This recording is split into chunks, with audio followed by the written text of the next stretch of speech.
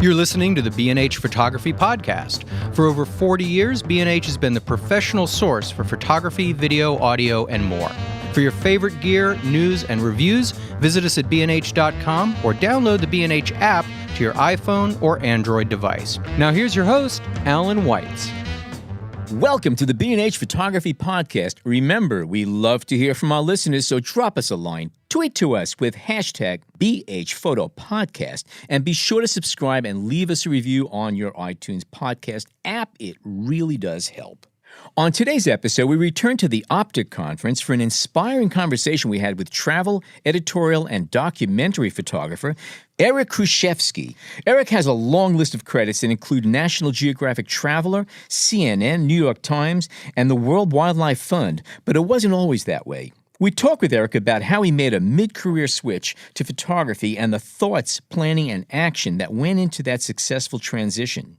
Eric is not only a good storyteller, but his story is an inspiring one for the many of us who would like to turn our photographic passion into our vocation. But first, Al's Gearhead Pick of the Week. If you shoot tethered or hardwired to studio lights, you've undoubtedly had a cable disconnect from your camera in the middle of a shoot, or even worse yet, have your camera's USB or FireWire port damaged from that cable being yanked back and forth. If you use them, you know what it's about. To cure this little problem, I suggest the TetherBlock QR Plus quick release plate. It's designed to just eliminate the problem. It's real simple. It's a plate that goes in the bottom of your camera. It's Arca Swiss compatible if you're working on a tripod, and it accepts thin, medium, or heavyweight cables. All you have to do is weave the cable through the curved channel in the bottom of the plate, screw it onto your camera, and you are good to go. It's made of aircraft quality aluminum. It's made in the USA, and you can buy it in gray or blue. It's perfect. Order before 4 p.m. today, and you can mount one on your camera tomorrow. Your data ports will thank you. For more info, check the links on our show notes. Okay, now let's get on with our conversation with Eric. Eric is an interesting photographer. He's got a tremendous travel background, but what I found interesting, we were talking before a little early today. Eric, you didn't start till you were 30. You were already a functioning adult. You had responsible jobs. You're an engineer. And then what happened? What happened? Oh, my goodness. Engineering life with an international company sent me overseas. The paycheck, benefits, the whole thing. The whole thing. Security, climb the ladder, mentorship, paid vacations, healthcare, everything. And what it did was it completely burst my isolated bubble that I was living in. Years prior, I grew up outside Baltimore in the suburbs, didn't have a lot of exposure to international travel. And here I find myself at the age of 30 in the middle of Central Asia. It was supposed to be a 6-month gig, and it turned into 5.5 years. And it was just something that I absolutely fell in love with, and just, hey, can we extend you a little bit more? A little bit more, a little bit more. And every single time, sure, let's do this. And what country or countries? First started in Kazakhstan, Uzbekistan. Grew to Russia, Georgia, and Turkey as well. So the majority of the time in Kazakhstan and Uzbekistan. Going there, I knew I was going to be a total outsider. And I'd never culturally and language. Did you speak the language at all? I knew nothing. I didn't know the language. Okay. So I'll even back up. When the idea was pitched to me from an engineering manager, hey, do you want this job in Uzbekistan? My initial reaction was sure. But after he hung up the phone, I realized I didn't even know Uzbekistan was. I didn't know where it was. I wasn't familiar with it at all. I started doing my research, and I immediately knew my life was going to change. Where am I going? What am I going to do? I don't know the language. I don't know anybody. I have no support network. I have no friends, family who are going to be there. Who Everything does? was just going to be through the company, and let's try and make this work. So, I signed on. Let's do it. It's on a whim. Go for it. And it wasn't until about 3 years in that I decided to start photographing. And the impetus for that was I started to imagine the day I came home and sat there with friends and family, and they would say, so what's Uzbekistan like? What does Kazakhstan look like? And I thought, I can't describe that. Throw pictures in front of them. So it was that imagination that just thought, okay, I got to do something. I'm going to start photographing. And did you have a camera at the time? I didn't have a camera. I didn't have a serious camera. Right. I think the only thing I had was a tiny point and shoot. that literally could fit in my shirt pocket. Right. So what I decided to do was buy an introductory DSLR kit lens, and I had no network for photography. I had photo teacher and the language of it. I didn't know it. So I remember typing into Google, learn travel photography best. And I hit enter and I roll the dice, what's going to come up? And the first response or the first result in the Google search results was National Geographic expeditions, learn travel photography from some of the best photographers in the world. Hey, that's going to be good enough for me because I came in as a total newbie and didn't know what an aperture was, didn't know what ISO was, and come to find out on the 5th day, I made an image that ended up winning a photo contest sponsored by National Geographic. So, yeah. Did you have any kind of creative bent to you? Because again, engineering tends to be very linear and objective, whereas creative minds tend to be a little less linear and a little more subjective to things. Did you ever? Looking back now, did you have the seeds there? There were, I would say, a few seeds that were there. One, as an engineer, there's a big portion of my job was designing. Okay. Blank paper, pencil, figure it out. And the projects that I was working on, people had never done them before. So my career was in cleaning up chemical weapons, a brand new site from the ground up. Prototypical site. How do you do that? How do you brainstorm with all of these other people and come up with something from scratch based on principles or chemistry or engineering? But how do you do that? So there was some creativity there, but very much so it's still based on rules. It's still based on fact. It's still based on science. So it was right brain, left brain struggle all the time. And I'm still to this day, right brain, left brain struggle. I remember photographing initially and just practicing and such. And I think one of the first photo editors I ever sat down with, she had no idea what my background was. And she looked at my pictures and she actually said to me, do you have some background that's like analytical or engineering or something? And I thought, how in the world, how do you know that? And she would look at my pictures and they were very graphical. The lines were straight. There were layers to it. Everything just seemed too linear. So the challenge that I gave to myself was, how do I break that? Or how can I use it to my advantage in my pictures, compositionally, layers, graphics, but how do I get more abstract? And still to this day, that's something that I continue to work on. I don't want everything to look linear. How do I bring emotion and gesture and posture and all these other different things into it to kind of break something that? along those lines, and you kind of answered it, but it was going to be, did you kind of keep this graphic and clean type of structure to your work as a photographer, or did you go off and, let's say, because as your documentary work, narrative is important, and it's not just one image, it's a combination of images, Yeah, I try and incorporate it into images because it can actually augment a composition, but I don't want to get into a formulaic photograph all the time. I want it to look like an Eric Kruszewski photo, but I don't want it to be that same linear, analytical left brain. So how do I continue to push myself? How do I bring the emotional elements out? How do I make the images connect more with people? Because when the emotional side comes in, when the creative side comes in, I think that's where more of the attraction from audience to person might come in.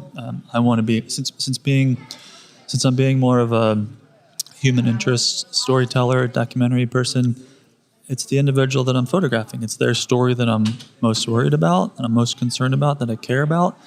So I think through the emotional elements, through the people, that's where it's going to come in, and then all of this linear stuff or analytical stuff can maybe augment that. When you first started taking photographs, right now there are people in your pictures. You're about connecting with people, but you also alluded to the fact that you were not really comfortable around people and kind of shy or whatever.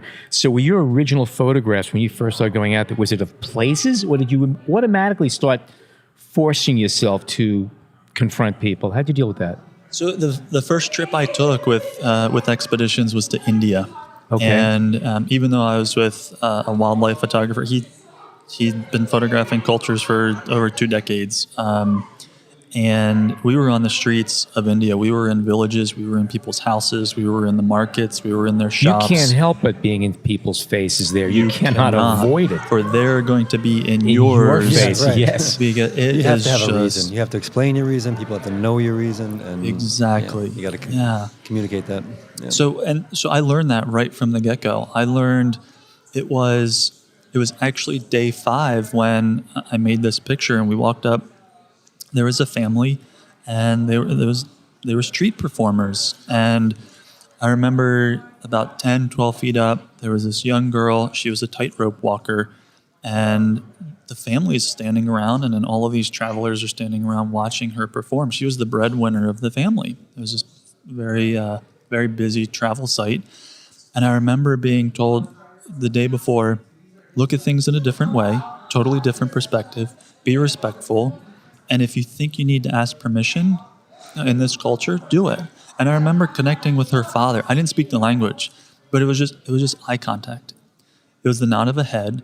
It was a gesture for what I wanted to do. I wanted to just kind of go into the circle. I wanted to get there. I wanted to get underneath her workspace. I mean, she's up there performing. Can I go in to this circle where she's performing and photograph? And it was gesture. That was how I knew to communicate. He nodded, he smiled. That was my entry point. And I went in and photographed, and that was the picture that eventually won the contest. And it was just, the light bulb went off. Did you know you had a great shot when you took it? Or a good shot, or a winning shot, or whatever you want to call it? No. You knew enough to submit it. I knew enough to submit it afterwards based on asking for help. Because at that point, I didn't know what editing a selection of photos. On that trip, I don't know how many hundreds of pictures I made. I have no idea. But at the end of it, I remember when I was preparing for the contest entry, I think I whittled it down to 40 images. And I shared those with people because, as I said before, I didn't have this photographic network. I didn't go to school for it. I wasn't a working photographer. I didn't have those connections in the editorial field, photo editors, other creatives doing photography. So it's like, hey, Mom, Dad, which images do you like? I sent them to my aunt. I sent them to, I don't know, some buddy of mine.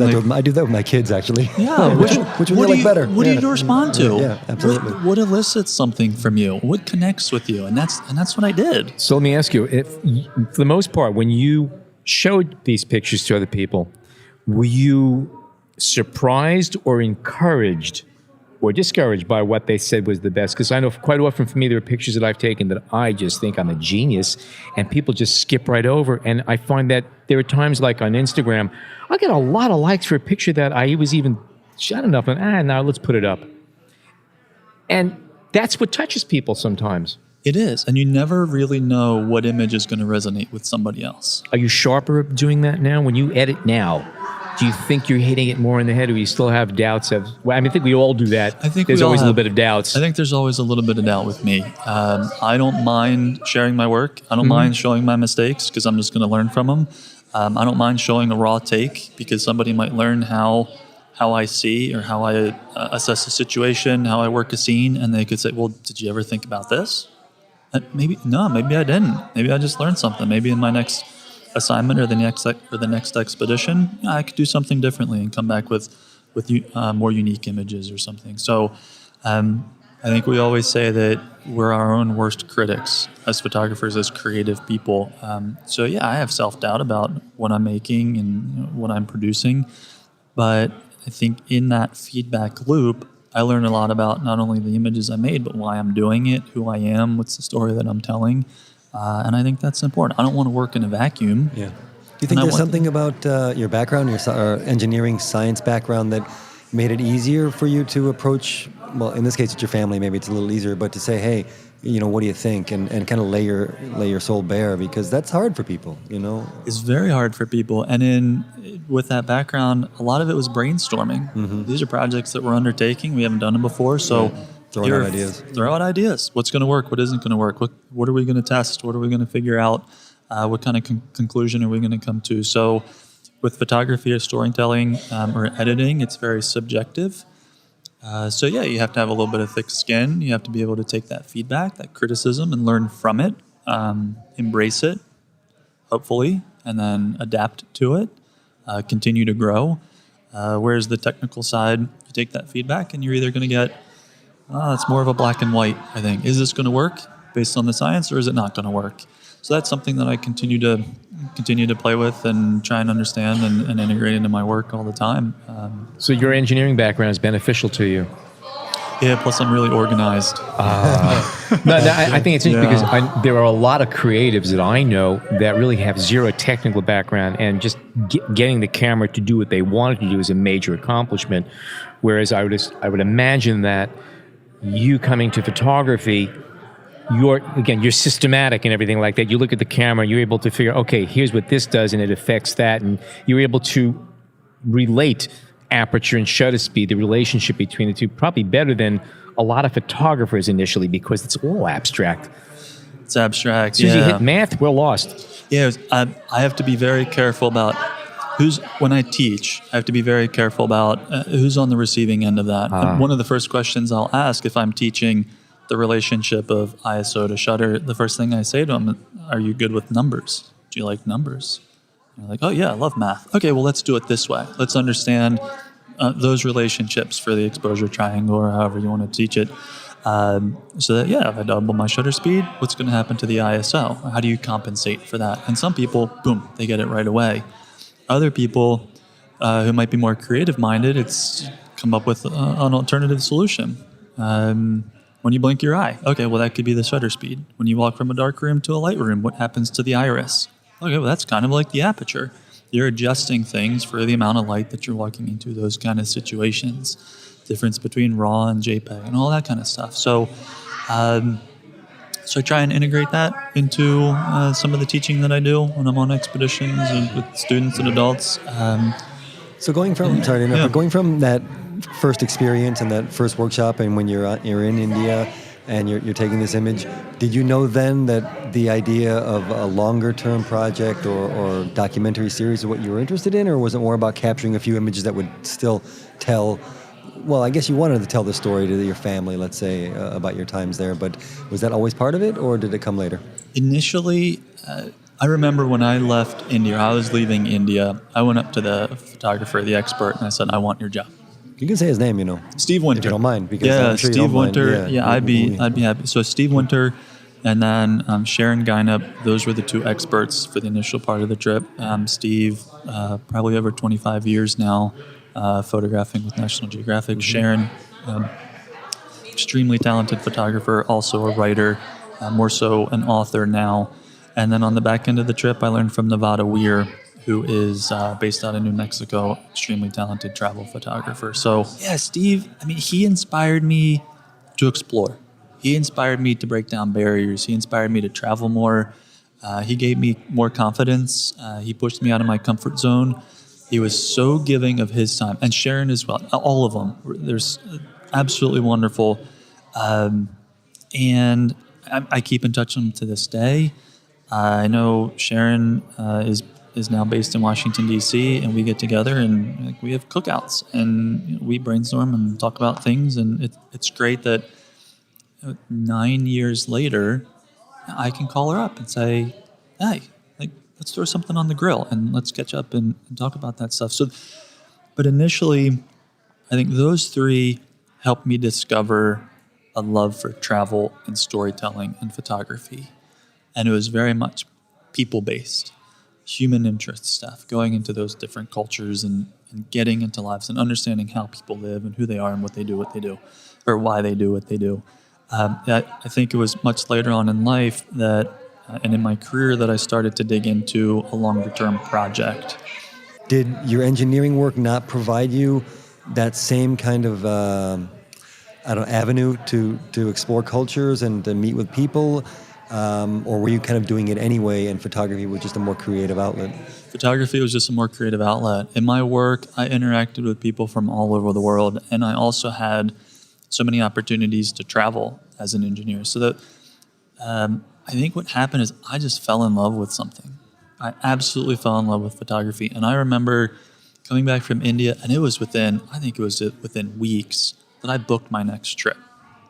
I went on another one just to go and practice. I loved it that much. Yeah, security and everything, but my mind was elsewhere.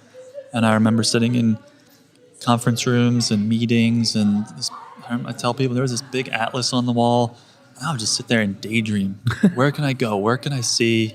What could I see? Who are the people that I can meet? What are the stories that I could tell? And I think just by exploring and trying something else, I just fell in love.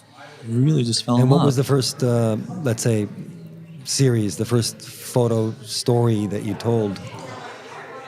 The first Even one if that it wasn't I told, fully developed, or yeah, the one that was mostly developed was traveling with a carnival that was based. They were based in Nevada, but in the summertime they traveled throughout the Pacific Northwest. And this is behind the Ferris wheel. Behind the Ferris wheel. So this is after you came back. You relocated here and decided it's time for a career change. It's time for a career change. So what happened was, all that time doing the expedition stuff, I was overseas, and then eventually I made the decision.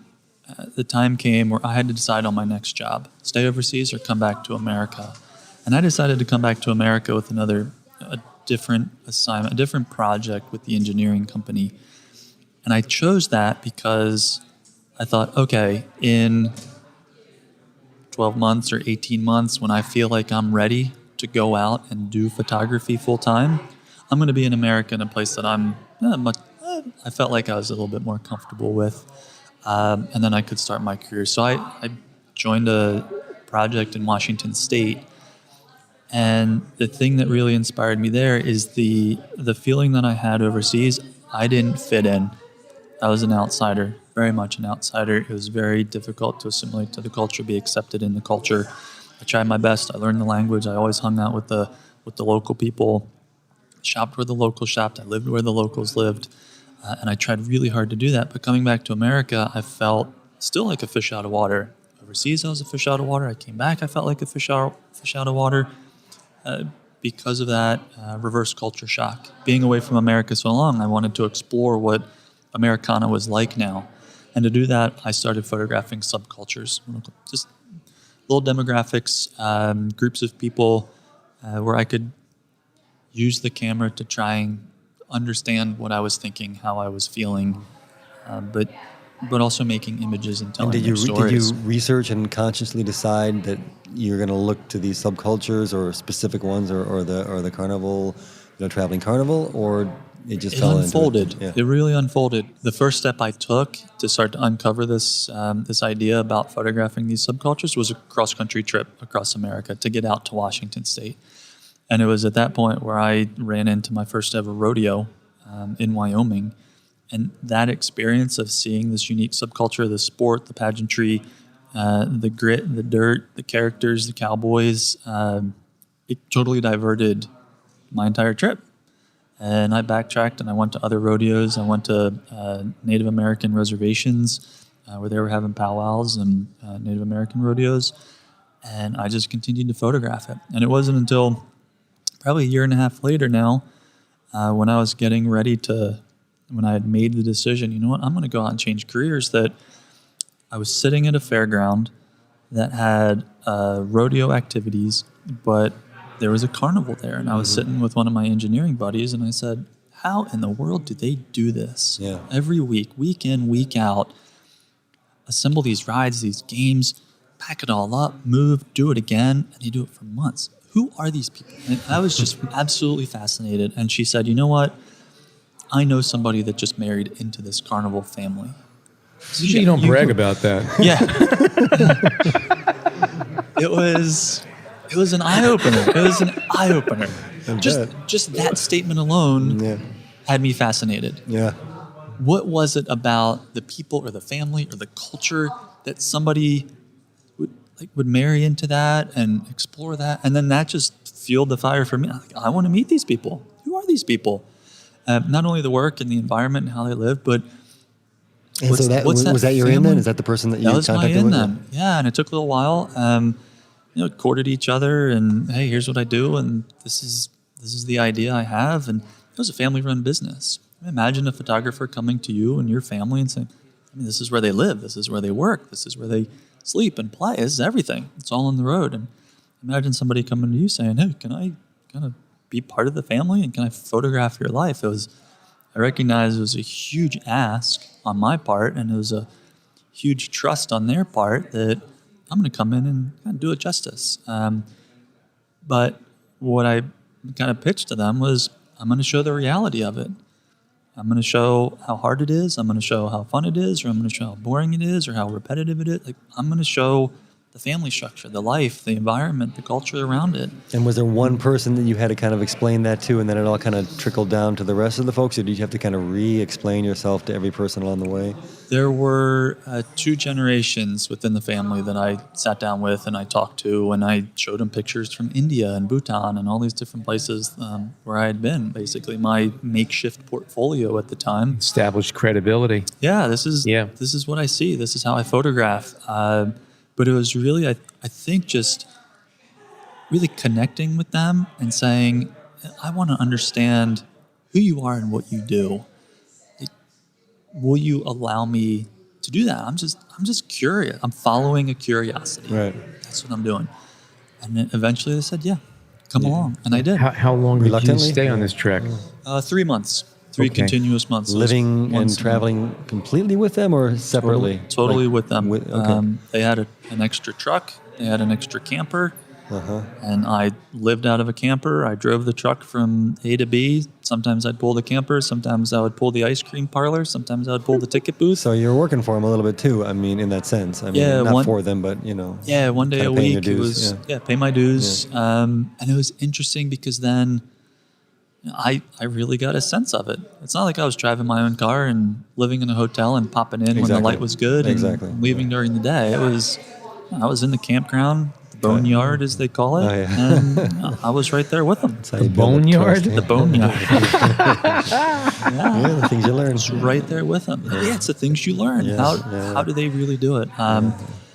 And the family told everybody what I was doing, and some people were skeptical in the beginning. What are you doing here? Why are you photographing me? But eventually, I got to meet the people and understand. And how important it is to show prints and show work along the way, or did you not? Like to establish that, not only just trust, but to make people understand what you are doing. You know, did you show images as you were taking them and share what you were doing? No, I didn't. And I don't think that was a bad decision. I think the trust was already established up front for them to say, yeah, come along and do your thing. At the end of the trip, I told them, look, whatever I photograph, if it's your life, it's your pictures, it's my pictures, but it's your life. And, I have these really nice moments of you and your family or the kids or the workers, whatever. So I shared them. Of course, with the family and the workers and such. But also I told them, I think you have a fascinating story, and I think this is interesting insight into what you do. So I was very open about them. The pictures being published. I said, I'm going to try and get these published. And what I wanted to do is, being an outsider coming in, I think that particular group might be seen in a negative light as a carnival worker. And I wanted to kind of break that down and say, you know what, these are still family members, still husband and wife, they're still worker. It's just a different lifestyle than you.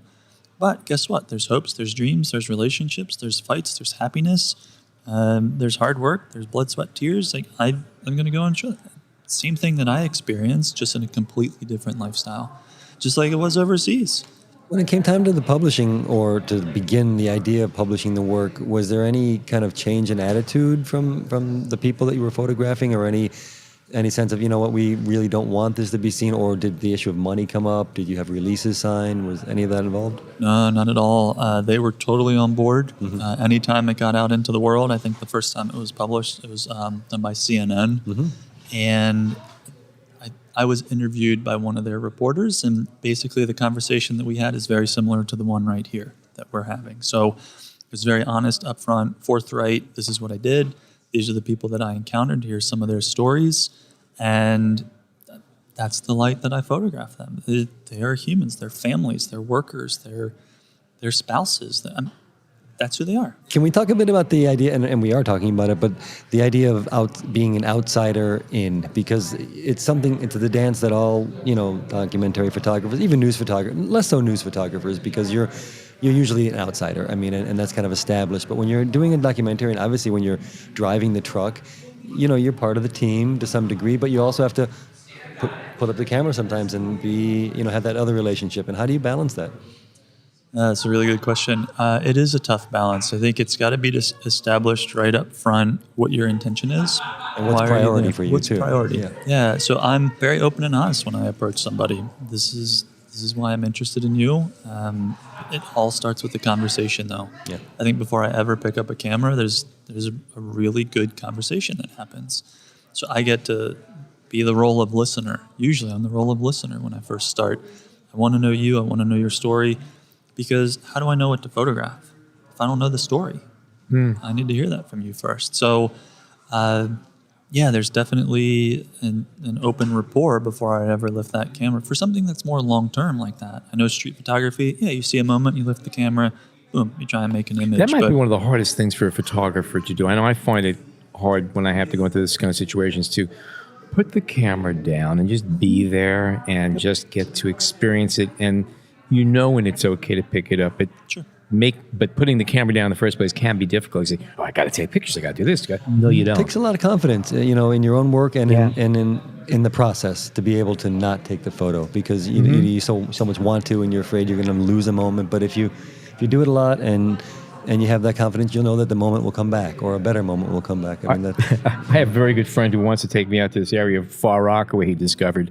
And his rules, I'm taking you there, but I'm going to break your hands if you take out a camera the first time we're there. I want you to see it with your eyes first. Then you can go back with your camera. Sure. Yeah, it's a really good lesson. It's a really good thing to say. And I know most of the time I'd walk in and have the camera present so they know that that's who I am. That's what I'm doing. Eventually we're going to get to that stage. But it's just an open conversation to start. I need to understand who you are and why you do what you do and why am I here? Maybe the story that I thought was there really isn't there.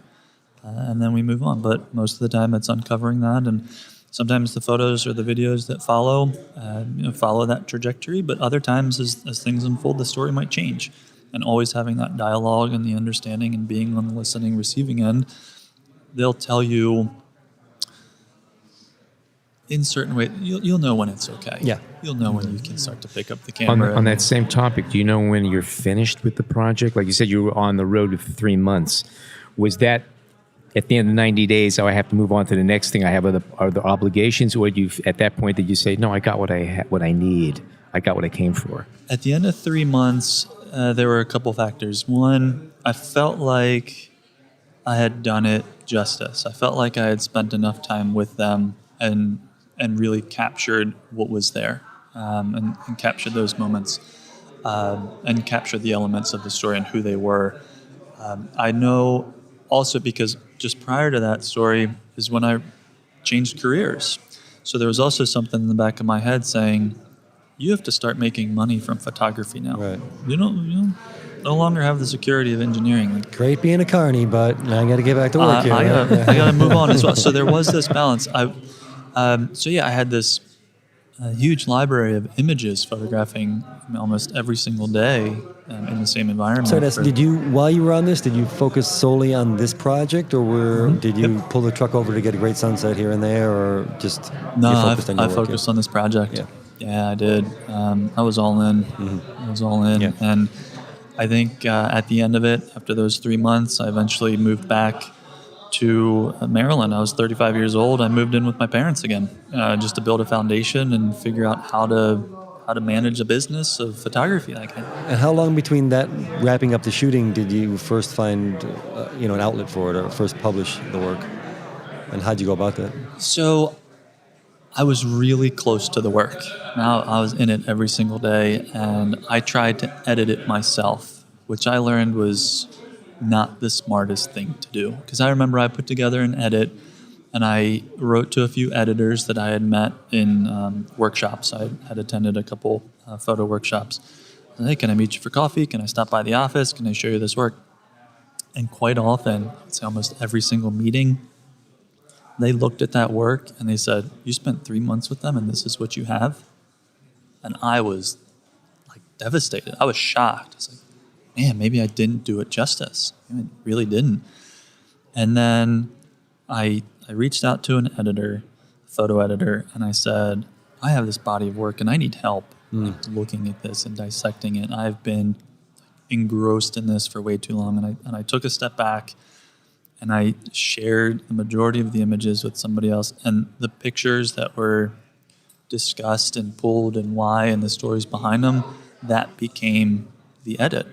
And then from there, I took that edit and I started to reach out to many more publications. That's tough. That's really strong because a lot of people, when they get that first rejection, they're going to walk away, you know? Yeah, And it's a you're stuck rough with one. it. Yeah. It's a rough one. Yeah. This is a rough one. I remember the first one. We were at this little cafe and we were having breakfast or something, and I don't know if I was eating a muffin or oatmeal or whatever, and my mouth just drops down and the muffin falls apart on the plate, and I was, man, was this a failure? Like, was this a total waste of time? Of course, any kind of experience like that, it's not going to be a waste of time. You're going to learn something from it. You're going to practice. You're going to learn something from it. But it wasn't until I took another step back and said, you know what? Hands off. I need help. This is the first story I ever did. This is the first kind of immersion type photo project I had ever done. So why not bring in and try and get some support? And I still do it to this day. And I'm sure I will for 10, 20 years from now if I'm still doing it this. takes some people decades of work to learn just to go about it that way, you know, and just to take the criticism, you know, and well, good for you, you know, in that sense. So they're almost opposites, or they can be opposites. Being a working photographer, looking to get that next job and make that money, and to do a long-term project, they can almost cross each other out, and which is obviously something you're dealing with. So what was next? Yeah, what was next? So after moving back in, 35 years old, mom and dad right back into the room that I grew up in outside Baltimore. So it was an eye-opener. No one had taught me how to make a living from photography. I thought I knew the technical aspects. I thought I knew how to travel and get into people's lives and perhaps do a longer-term story. I now know that 3 months is, there are longer-term, way longer than that. Certain things that I'd pursue right now. But I started to reach out to editors to try and get work. And it's cold calls and cold emails and coming up with a dream client list and doing research on who works where and who can actually hire me to do what I love to do now. So that was a huge learning process and a lot of work up front. I'd say a couple months where I would just try and kind of build a network, set up meetings with people in Washington, D.C., come up to New York City, and meet with those publications or those organizations that I respected. And this is the kind of storytelling that I want to do, or the people that I want to meet, or the human interest stories that I want to make. You mentioned the fact that after 3 months you realize that you've got this talent, but how do you monetize it? How do you turn it into a business?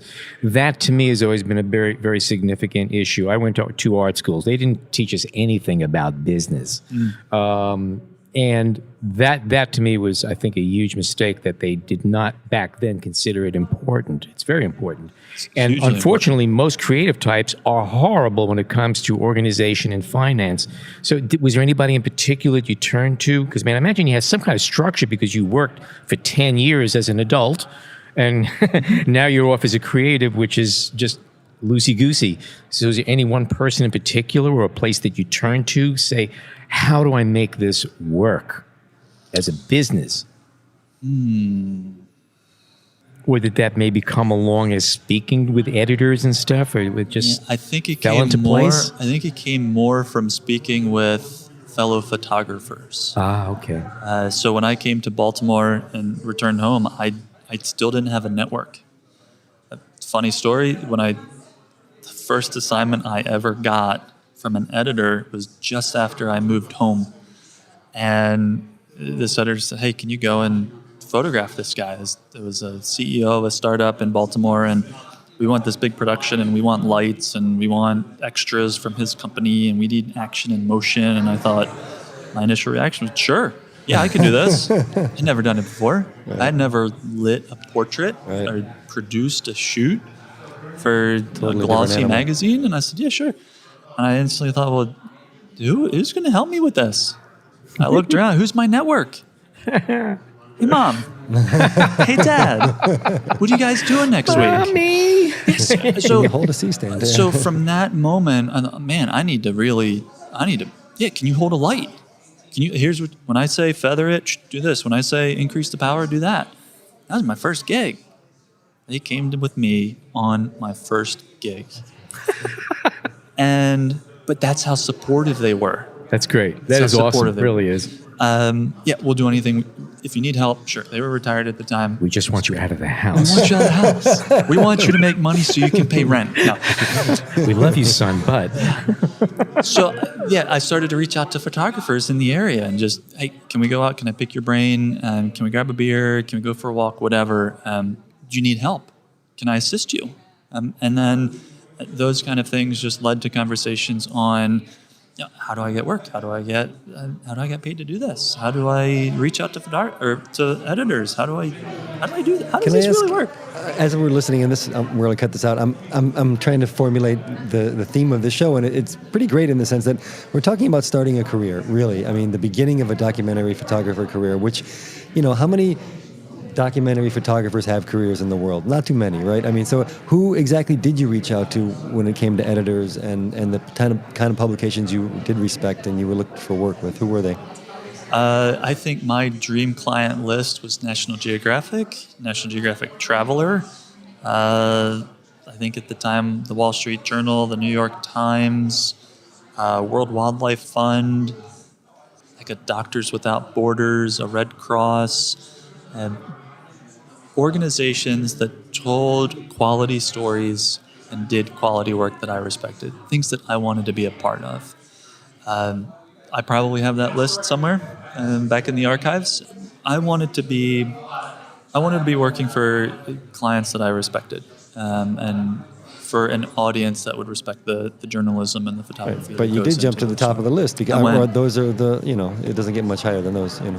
And that's something that Steve instilled in me right from day one in India. Like, he's a phenomenal photographer. He's one of the best cats photographers in the world, and some validation, I guess, came from working with him and working with Sharon and working with Nevada and them pumping their energy back into me and saying like, hey, we can see you have a great interest in this. Go for it. Shoot for it. Shoot for the stars. Why not? Go, do it. And literally when I finished that trip and I said to Steve, I want your job, I think that moment right there was, I'm going to shoot for the stars.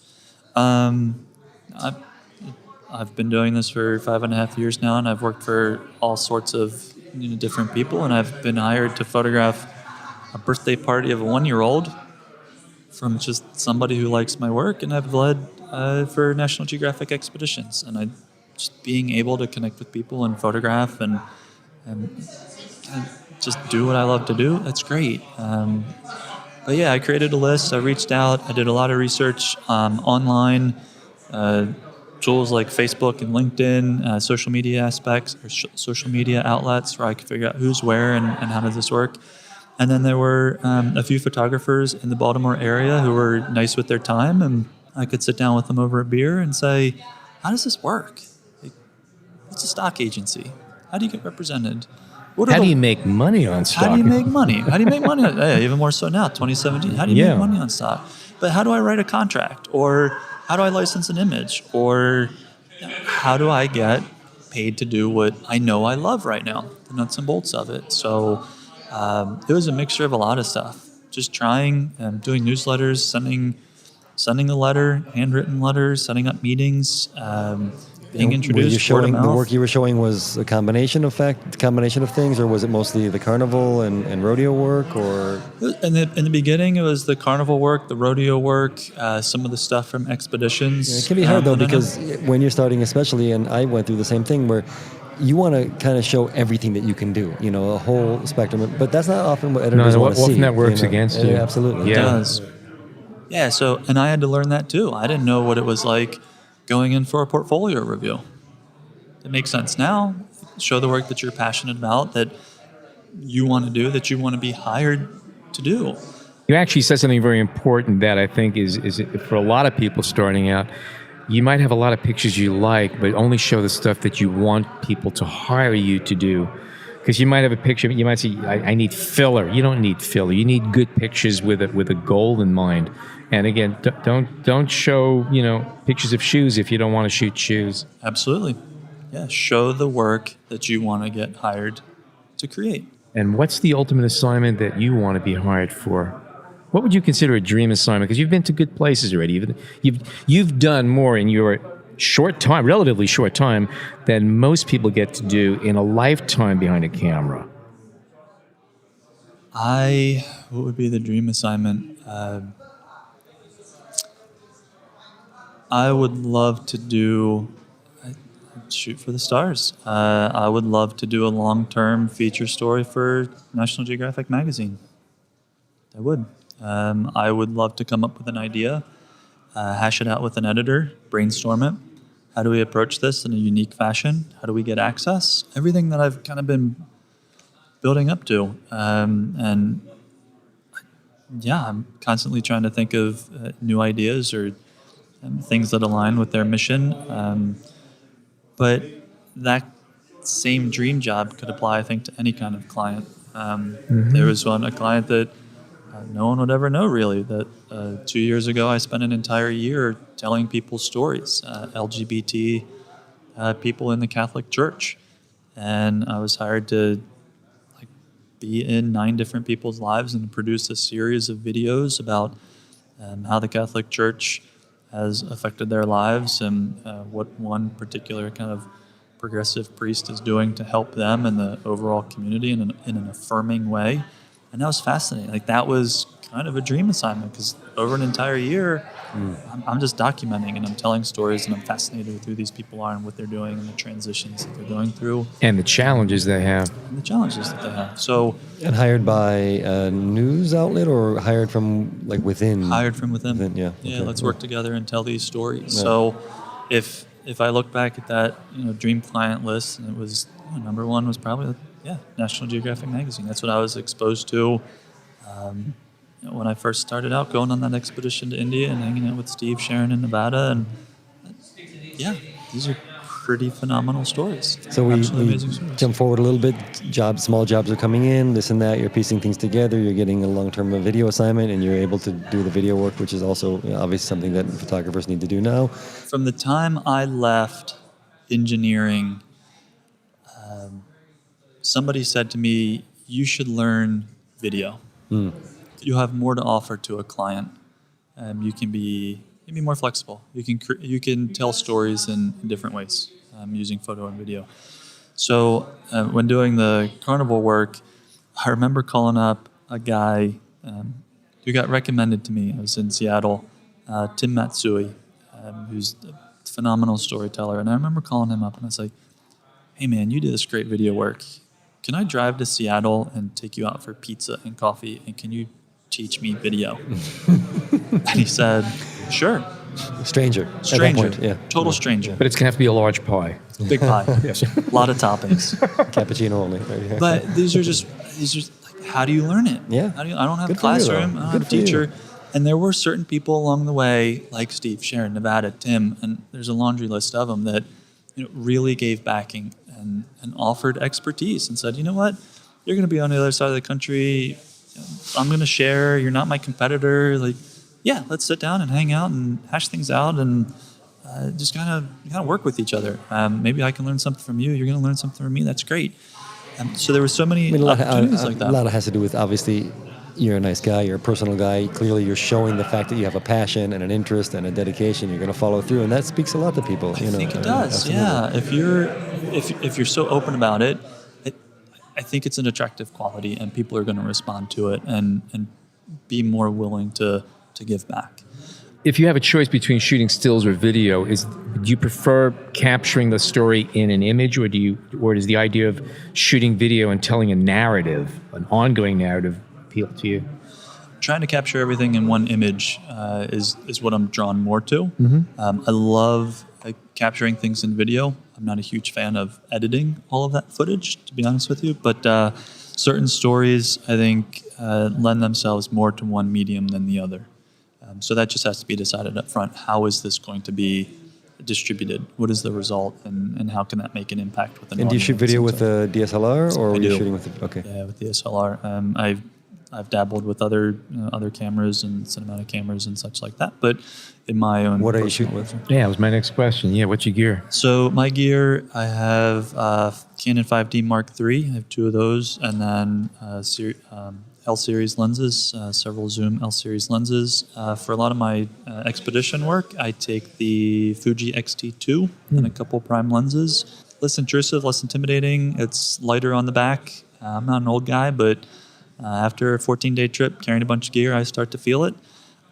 So I've pared it down quite a bit and just challenged myself to try and see and just 2 focal lengths. How do I still create a variation of images over a 14-day period with those? We've heard that same school of thought a few times, and it's a good school of thought. We get it. Yeah. Yeah. Most of the video work is with the Canon gear. And then, so moving forward, I think when I left engineering and I said, I'm going to do this, it was really so that I'd have the freedom and flexibility to tell the stories that I wanted to tell, or if an opportunity was given to me and say, hey, look, we need you for 3 months or 6 months, I'd have that flexibility to go out and embark on that. So I think right now as I continue to develop my career and practice and find stories, I try and have this balance of the assignments that come in month to month with organizations that I want to collaborate with,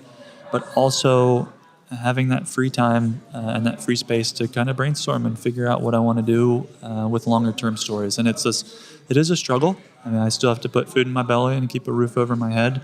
And very few people, unless we get into grants and or certain organizations that have the funds to send a photographer or creative out into the field for long periods of time, it's tough to do. So it's a constant struggle. It is really a constant struggle. I'm making a full-time living from photo and video and teaching on expeditions, which is great. Do you pinch yourself ever saying, is this really happening? I do. Just today, I gave a talk earlier today, and people came up to me afterwards and said, your story is really inspiring. I'm a mechanical engineer. I had someone come up and say, I'm a mechanical engineer. And another one said, I'm a software engineer. But I love going out and traveling. And if that can inspire people to, see the world more, or try a different hobby or uncover something, discover a deeper love for I'm sorry, creative process, go for it. You say travel, and travel is kind of part and parcel in photography in some ways, but your work is not necessarily travel based. You may find a story that juices you around the block. I mean, totally. Are you just as interested in doing something like that as it would be if it was back across the other side of the world? Absolutely. Yeah, is it absolutely. safe to assume that when you came home, it was with fresh eyes to the old surroundings and you're seeing them new again? The first project, I remember going home when I was living with my parents' house. It was December of 2012, and there was a newscast, the nightly news, and there was a 30-second blip about a steelworker community right out where southeast Baltimore, nearby where my mom grew up. And I'd gone down there all the time as a kid, and I instantly saw it as the story was a long-standing steel mill of over 120 years was shutting its doors. 2,000 people were going to be laid off. Years prior, I would have said, no, that sucks. At that moment, I said, there are 2,000 stories of transition that are about to happen. Yeah. And what are those stories going to look like? And who are those people, and what are they going to go through? And no two the same. Yeah. They are never going to be the same. And that was something, oh, man. And I think a week later, I was at the local pub just on the outskirts of the steel mill, introducing myself to people and talking to the steel workers. And that became the beginning of a personal projects and such. So, and that was within a year of starting the photo career. So I definitely started to look at people and stories and the culture around me and every single person I encounter. They got a story going on. If a newspaper came to you and said, we want you as a full-time staff photographer, shooting daily news, does that interest you? That does not interest me. Okay. Because of the 10 and a half years, I had many a manager, many a deadline, and while it was great for certain things, one of the reasons I left was to have the freedom and flexibility to go out and do the stories that I wanted to do, and kind of create the life that I wanted and have that free time. It's an advantage of coming to a career a little bit later because you know what you do and don't want to do, and that does have an advantage. Better perspective. Different perspective. Not to say it wouldn't benefit me. It might put me in different positions and challenge me in ways that I haven't challenged myself or been challenged by other assignments, and there's absolutely nothing wrong with that. A lot of my friends have gone through that path to start and then eventually go freelance or vice versa, but just from where I came and what I want to continue to do, and I like waking up and staying in my jammies and walking across 20 feet and sitting down in my office and going to work. But are you still living at home? I'm not living. No. Good. Yeah. Let me put that one in. I am not living at home. That foundation was built after about 6 or 7 months before I moved out. So my parents are still there. They're still supportive as ever. That's a great story, though. I love how your parents helped you out that way. That's great. So we've turned your bedroom into a den right now. Forget about it. You're not coming back. It's now our entertainment center. No, sir. Still looks exactly the same as I was when I was about 6 years old.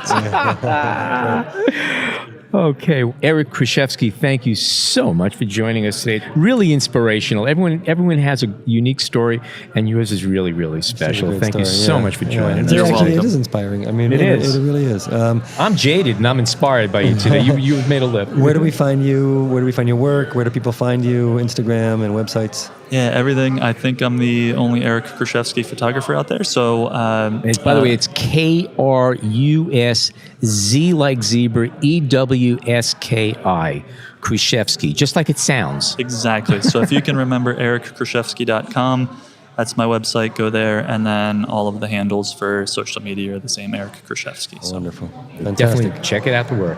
All right. Thanks for having me, guys. Thank you. It was great. Okay, thank you so much, Eric, for stopping by. Great conversation.